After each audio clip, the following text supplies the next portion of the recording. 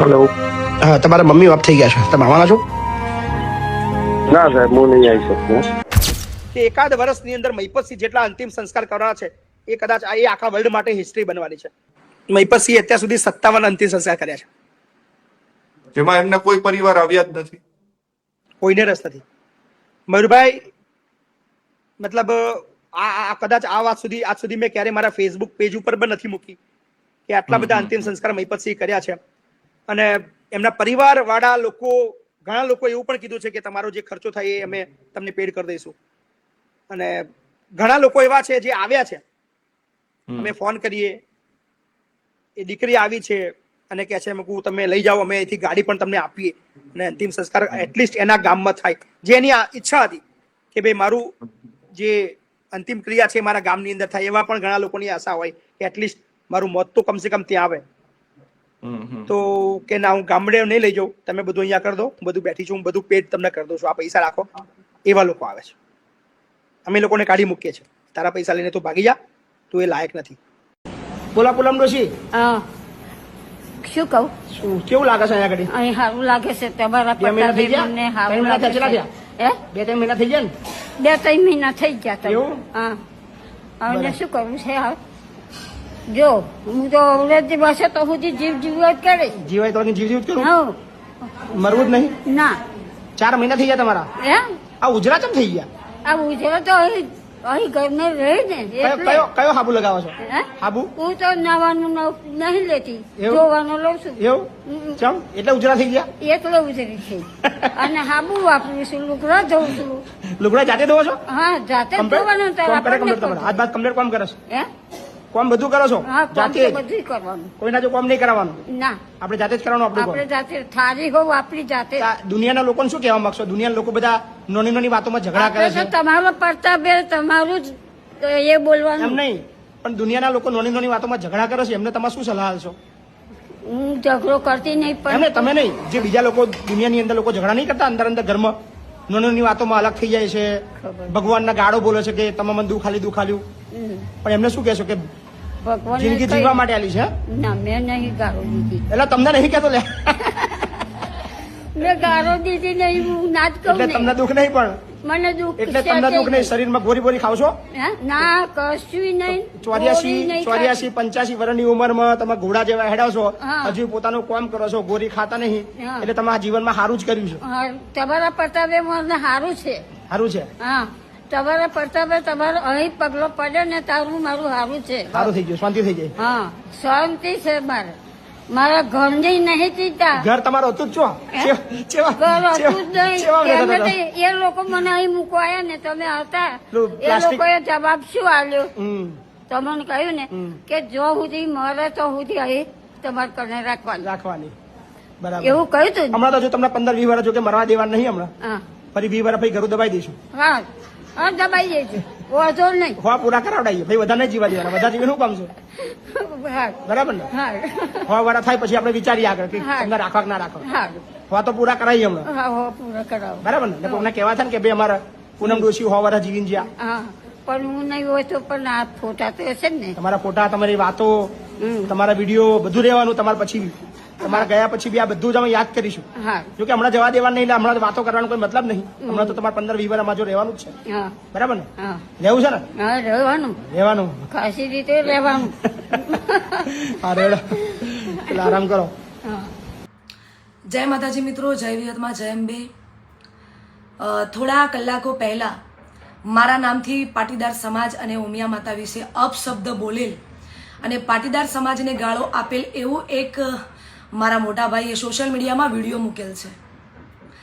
આ વાતને હું સદંતર નકારું છું, કારણ કે આ વાતને મારા ભાઈ કોઈ બી રીતે સાબિત કરી બતાવે તો મારું સંગીત પ્રોફેશન આ જીવન હું છોડી દેવા તૈયાર છું. હું સાચી છું. હું પાટીદાર સમાજ અને ઉમિયા માતાજી વિશે એક પણ શબ્દ બોલેલ નથી.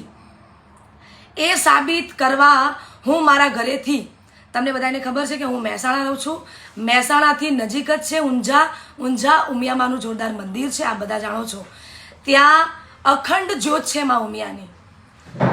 તો હું મારા ઘરેથી ચપ્પલ વિના ચાલતી ઉમિયામાએ જઈ અને ઉમિયા માતાજીના દીવો ઉપાડી દીવા પર હાથ મૂકી મારા ભાઈને વિનંતી કરું છું કે જે સમયે અને જે તારીખ આપું એ દિવસે ઉમિયા માતાજીના મંદિર પાટીદાર સમાજના આગેવાનોની હાજરીમાં પાટીદાર સમાજ જે પણ કહેશે એ માટે હું સાબિતી આપવા માટે તૈયાર છું અને તૈયાર જ રહીશ. બીજું, તમે વિડીયોમાં એ પણ સાબિત કર્યું છે કે તમે મને નથી ઓળખતા, તો તમે મને તમારા લગ્નની કંકોત્રી કેવી રીતે આપી? તમારા જન્મદિવસના દિવસે તમે મને ઇન્વાઇટ કેવી રીતે કરી કેક કાપવા માટે? તમે મને નથી જ ઓળખતા તો કંઈ વાંધો નહીં, એ પછીની વાત છે. તમે નથી ઓળખતા કંઈ વાંધો નહીં, પણ એ ભાઈ પણ અત્યારે વિડીયોના માધ્યમથી પાટીદાર સમાજ અને ઉમિયા માતાજી વિશે જે પણ કરે છે તે સાચું સાબિત કરશે. ભાઈ, મોટા ભાઈ, તમે મને સાબિત કરી બતાવજો કે હું આ વસ્તુ બોલી છું. જો હું આ વસ્તુ બોલી હશું તો હું ઉમિયામાએ દીવા પર હાથ મૂકીને કહીશ કે હું આ વસ્તુ નથી બોલી. ઉમિયામા વિશે, પાટીદાર ભાઈઓ વિશે કે સમાજ વિશે કે તમને હું ખરાબ શબ્દ કોઈ બોલી હોઉં તો તમે મારા ઘરે 71 માનો દીવો ઉપાડવા માટે તૈયાર રહેજો. તમે સોગન ખાઈને દીવા પર હાથ મૂકીને તમે મને ખોટી સાબિત કરજો, તો જ હું માનીશ કે હું ખોટી છું, તો જ હું તમારી માફી માંગી શકીશ. બાકી કોઈનું દિલ દુભાય એવી વાત મેં કોઈ દિવસ કરી નથી, કોઈ દિવસ ના કરીશ. બીજું, હું કોઈ પણ સમાજ વિશે ક્યારે કોઈ બોલતી નથી. હું મારો ધંધો જાતે કરું છું, હું જાતે મારા પ્રોગ્રામો કરું છું. તમે તમારું કરો. હા, વિડીયોમાં તમે એક બી એવી ચોખવટ કરી છે કે કાજલબેન મહેરિયા કેવા ગીતો ગાય છે, તો મારા ચાહકોને ગમે છે એવા ગીતો ગાઉં છું. તમે તમારું કરો, મને મારું કરવા દો ને મને શાંતિથી જીવવા દો. મને ટાર્ગેટ ના બનાવો. જય માતાજી, જય વિહતમાં.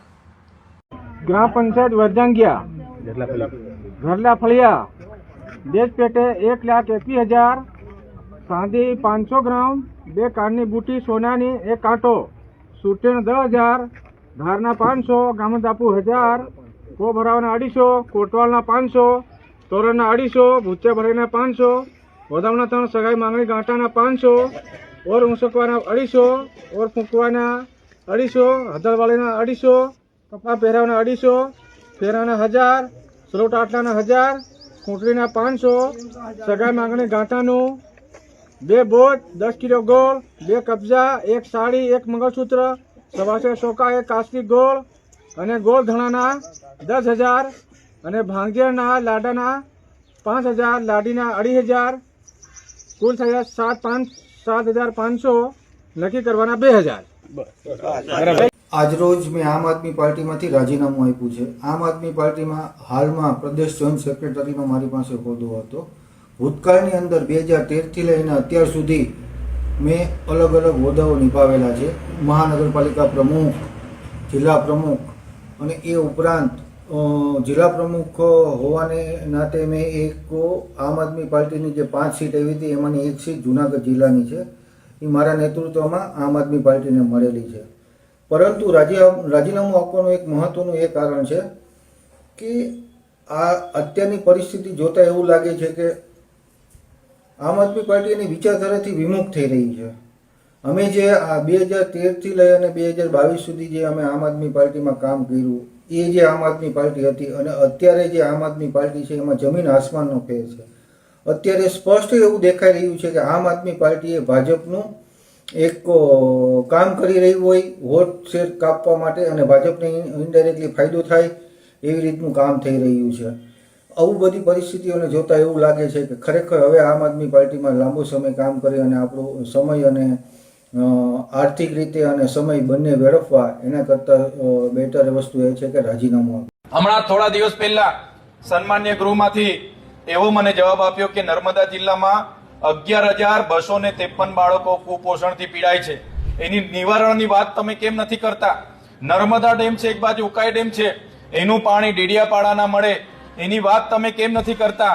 અમારા ડેડિયાપાડા અને નર્મદા જિલ્લામાં 5,630 ખેડૂતોની જંગલ જમીનોના સનતો પેન્ડિંગ છે, એને આપવાની વાત તમે તે કેમ તમારી ભાષણમાં નહીં કરી? ત્યાં મનરેગામાં ખૂબ મોટું કૌભાંડ થયું અને લોકોને રોજગારી છેલ્લા 2 વર્ષથી નથી મળી. નર્મદા જિલ્લામાં એક જોબ કાર્ડ પર માત્ર 1 વર્ષમાં 18 દિવસની સરેરાશ રોજગારી મળી છે, તો એના માટેની વાત તમે તમારી સ્પીચમાં કેમ કરતા નથી? હમણાં સન્માન્ય ગૃહમાં 3 દિવસ પહેલા મને જવાબ મળ્યો કે નર્મદા જિલ્લામાં 149 શિક્ષકોની ઘટ છે. નર્મદા જિલ્લામાં 145 શાળાઓ એક શિક્ષકથી ચાલે છે. એની વાત તમે તમારા સ્પીચમાં કેમ નથી કરતા?